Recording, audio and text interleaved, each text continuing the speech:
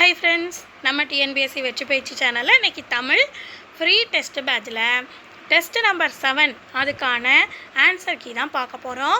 இன்னமும் நிறைய பேர் டெஸ்ட் பேட்சில் எப்படி ஜாயின் பண்ணணும்னு கேட்குறீங்க. அது வந்து டெலிகிராம் சேனலில் தான் நமக்கு போயிட்டுருக்கு. ஸோ அதுக்கான லிங்க்கு டிஸ்கிரிப்ஷனில் கொடுத்துருக்கேன், வேணுன்றவங்க ஜாயின் பண்ணிக்கோங்க. இப்போ நம்ம டெஸ்ட் நம்பர் 7க்கான ஆன்சர் கீ பார்க்கலாம். ஃபஸ்ட்டு கொஸ்டின் பாருங்கள். மறுமலர்ச்சி இலக்கியம் தோன்றிய நூற்றாண்டு எந்த நூற்றாண்டில் தோன்றுச்சுன்னா 20ஆம் நூற்றாண்டு. எவற்றையெல்லாம் அறிந்து ஒருவருடன் நட்பு கொள்ள வேண்டும் என்கிறார் வள்ளுவர்.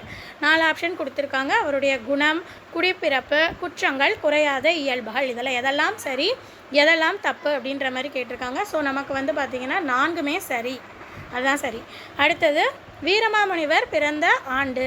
கேள்வி ஆன்சர் வந்து 1680. அடுத்து பொறுத்துக. புலை, ஓர்ந்து, கடிந்து, படலை. இந்த பக்கம் ஆப்ஷன் வந்து பார்த்திங்கன்னா நினைத்து, மாலை, துளை, விளக்கி கொடுத்துருக்காங்க. ஸோ இதில் வந்து நமக்கு கரெக்ட் ஆன்சர் வந்து பார்த்திங்கன்னா செகண்ட் ஒன், அதாவது புலை, அதோடைய பொருள் துளை, ஓர்ந்து, நினைத்து, கடிந்து, விளக்கி, படலை, மாலை. அடுத்து உலகில் உள்ள உயிர்கள் வாழ தேவைப்படுவது எது அப்படின்னா மழை. ஞானக்கண்ணாடி என்ற சமய நூலை எழுதியவர் யார் அப்படின்னா வீரமாமுனிவர். கொய்யாக்கனி என்ற நூலை எழுதியவர் யார் என கண்டறிக. எழுதியது பெருஞ்சித்திரனார். கெடுங்காலை கைவிடுவார் கேண்மை, அடுங்காலை உள்ளினும் உள்ளஞ்சுடும். இதில் அடு அப்படின்றதுடைய பொருள் அழுதல். பெண்களுக்கு நிகராக பாரதிதாசன் கூறுவது எதை அப்படின்னா மயிலை கூறுகிறார். ஏடு எடுத்தேன், பிரித்து எழுதுனா ஏடு கூட்டல் எடுத்தேன். வீடியோவை ஃபுல்லாக பாருங்கள், ஸ்கிப் பண்ணாமல் எல்லா ஆன்சரையும் செக் பண்ணிவிட்டு கடைசியில் அவுட் ஆஃப் 50க்கு எவ்வளவுன்றதையும் மென்ஷன் பண்ணிடுங்க. நீதி தழுவாமல் ஒரு அரசு நடைபெற்றால் அந்த அரசை எது காப்பாற்றும் என வள்ளுவர் கூறுகிறார். அந்த அரசுடைய நீதியை காப்பாற்றும். தேம்பாவணியில் எத்தனை காண்டம் மற்றும் படலம் உள்ளது அப்படின்னா 3 காண்டங்கள், 36 படலங்கள். திருவள்ளுவர் எந்த சமயத்தை சார்ந்தவர்? சமண சமயத்தை சார்ந்தவர். திருக்குறளை தெலுங்கில் மொழிபெயர்த்தவர் யார்? வைத்தியநாத பிள்ளை. இணையில்லை முப்பாலுக்கு இந்நிலத்தே. இது வந்து யாருடைய கூற்று? பாரதிதாசன். ஜியு போப் எத்தனை ஆண்டுகள் இங்கிலாந்து பல்கலைக்கழகத்தில் தமிழ் தெலுங்கு கற்பிக்கக்கூடிய பேராசிரியராக பணிபுரிந்தார் அப்படின்னா 23 ஆண்டுகள். சீர்களை வரிசைப்படுத்தி எழுதுக. ஒரு திருக்குறள் கொடுத்துருக்காங்க. இதில் கரெக்ட் ஆன்சர் வந்து பார்த்திங்கன்னா ஃபஸ்ட் ஒன். அந்தணர் நூற்கும் அறத்திற்கும் ஆதியாய் நின்றது மன்னவன் கோல். அடுத்தது முதலாக சதுரகராதி என்னும் அகரமுதலியை வெளியிட்டது வீரமாமுனிவர்.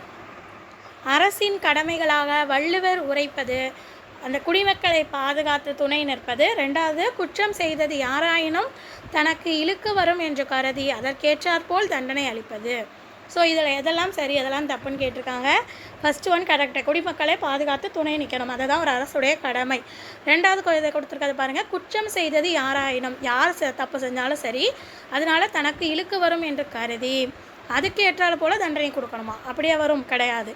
யார் தப்பு செஞ்சாலும் அதனால் தனக்கு இழுக்கு வந்து ஏற்பட்டாலும் சரி அதற்கான தக்க தண்டனையை அளிக்க வேண்டும், அதுதான் கரெக்ட் ஆன்சர். அதனால் 2வது தப்பு. ஸோ நமக்கு கரெக்ட் ஆன்சர் 1 மட்டும் சரி. தம் உடல், பொருள், ஆவி அனைத்தும் பிறருக்கு அப்படின்னு எண்ணுறது யார்? அன்பு உள்ளவர்கள்.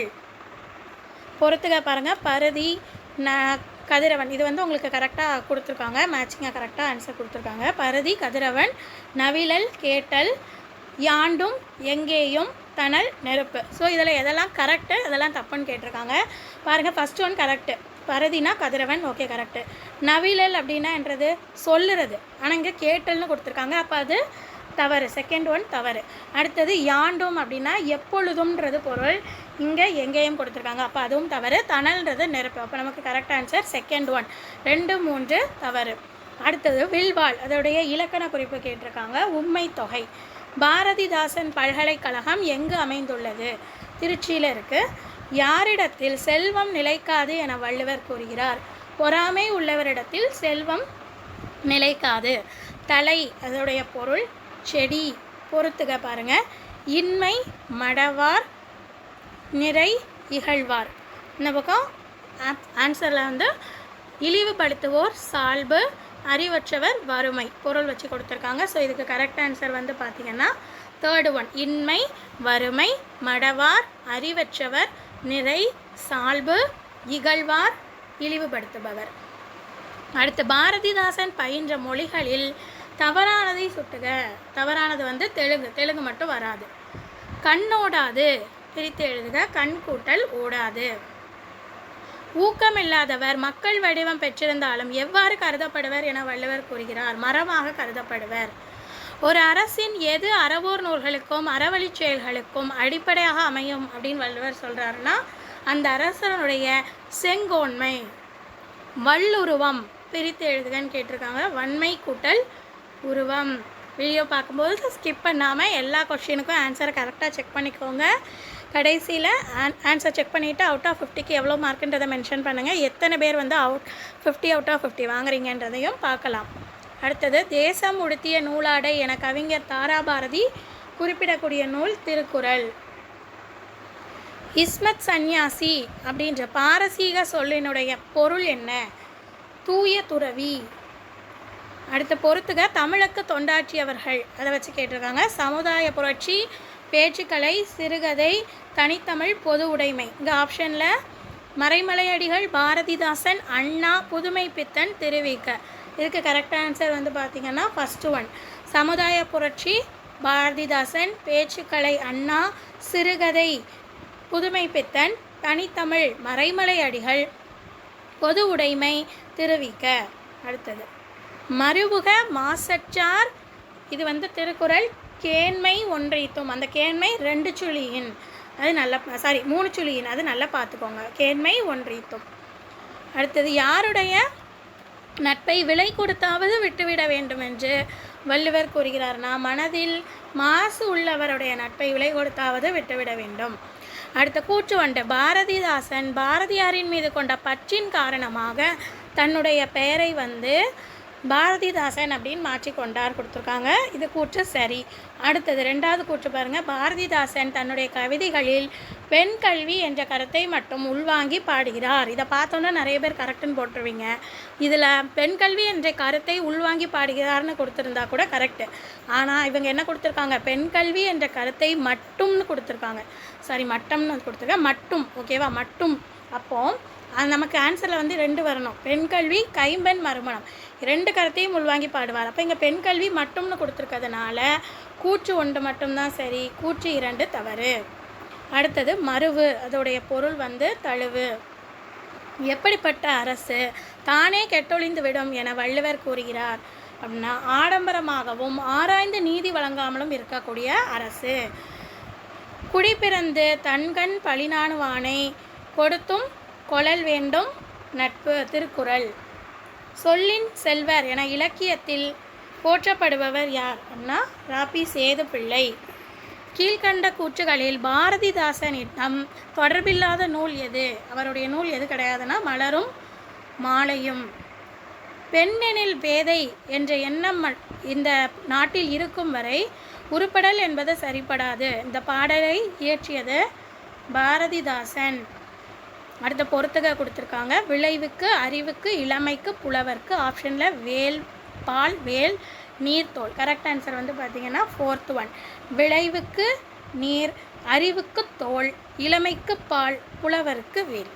அடுத்தது இரத்தலின் இன்னாது மன்ற மிதப்பிய தாமே தமியர் உணல். 3 சொல்லின நல்லா பார்த்துக்கோங்க.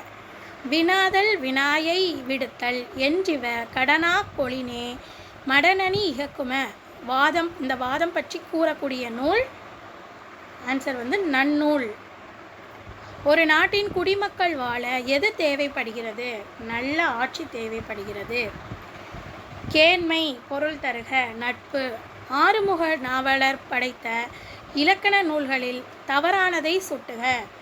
இலக்கண பெருவழின்னு கொடுத்துருக்காங்க, அதுதான் தவறு. ஏன்னா இலக்கண சூறாவளின்னு வரணும், இங்கே பெருவழின்னு கொடுத்துருக்காங்க, அதனால் அது தப்பு. சூறாவளி தான் கரெக்டு. அடுத்தது பொறுத்துக. இலக்கண குறிப்பை பாருங்கள். வாலிய, பேரன்பு, ஆக்கள், பொன்னே போல். அடுத்து இந்த சைடு ஆப்ஷனில் தொழிற்பெயர், பண்பு தொகை, ஓம உருபு, வியங்கோல் வினைமுற்று கொடுத்துருக்காங்க. இதில் நமக்கு கரெக்ட் ஆன்சர் வந்து பார்த்திங்கன்னா ஃபஸ்ட்டு ஒன். வாலிய வியங்கோல் வினைமுற்று. பேரன்பு, பேரன்பு வந்து பண்பு தொகை. ஆக்கல் தொழிற்பெயர். பொன்னே போல் அது வந்து உவம உருவு. இவ்வளவு தான் நமக்கு டெஸ்ட் நம்பர் 7க்கான விடைகள். இதில் நீங்கள் ஆன்சர் செக் பண்ணிவிட்டு அவுட் ஆஃப் 50க்கு எவ்வளோ வாங்கியிருக்கீங்கன்றதை கமெண்டில் மென்ஷன் பண்ணிவிட்டு அடுத்த எக்ஸாமுக்கு படிக்க ஆரம்பிங்க. அடுத்த வீடியோவில் பார்க்கலாம்.